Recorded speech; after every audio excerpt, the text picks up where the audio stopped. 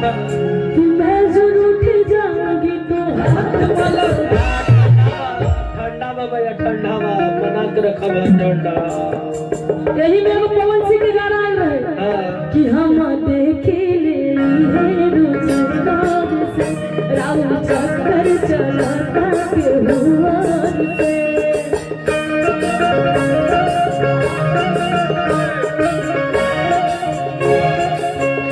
हम देखिले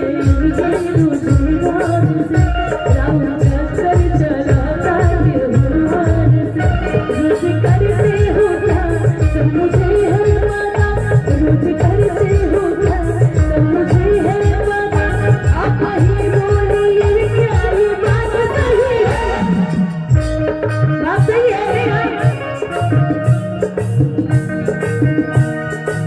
लड़का कहता तुमसा कोई प्यारा कोई मासूम नहीं तुमसा कोई प्यारा कोई मासूम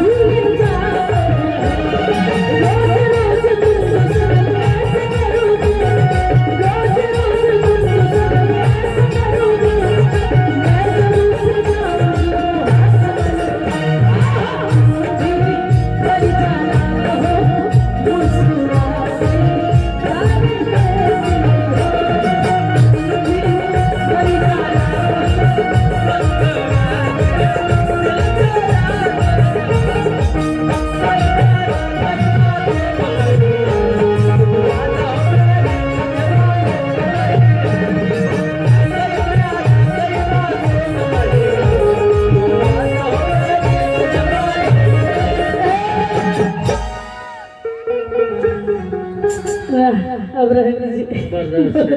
आई कहीं